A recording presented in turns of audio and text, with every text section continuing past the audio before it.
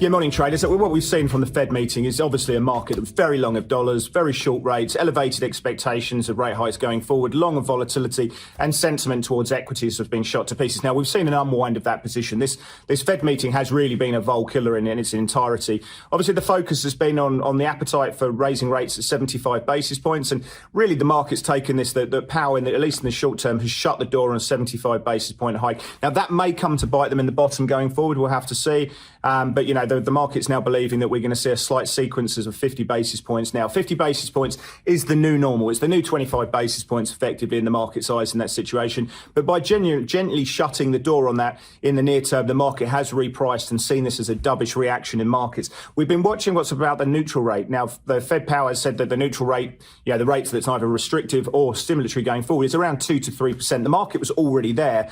And he said that effectively that they're going to be raising rates expeditiously until they get to this kind of broad range of plausible levels. Well, they'll find out where the neutral rate is at the moment. As I say, the market's probably there at the moment, but we're going to be watching levels of realised volatility. We're going to be watching those CPI numbers much more closely than we always ever have. We're going to be watching average hourly earnings this week. What is those kind of levels that we're looking for? Now, Fed Chair Powell did say that he doesn't expect to see a wage price spiral, which I think is dovish at the margin. The market has been concerned around that going forward. And there's a lot of other factors that have taken place, but market reaction has clearly been an unwind of those positions and seen this as a dovish meeting. Have a look at 2-year treasuries.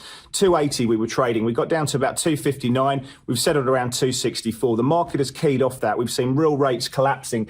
2-year real rates are down about 15 basis points at the moment. The dollar has really followed that very closely indeed. The dollar index is down about 90 basis points. We're seeing the dollar down against all currencies. Obviously, the market very long of US dollars. Aussie dollar's gone for it. That's where we've seen the big outperformance, up 2.3%. That's traded 71.50 into 72.66. Gold's obviously benefited from that decline in real rates, the dollar moving lower, and we've seen a nice move in there. Crude absolutely gone for it as well. Can we get into 110? Obviously, this is to do with other factors that we've been playing, and we've seen good buying in crypto as well. Now, equity markets obviously feasting what we've been seeing. Some really, really strong gains there as well. So, dovish reaction.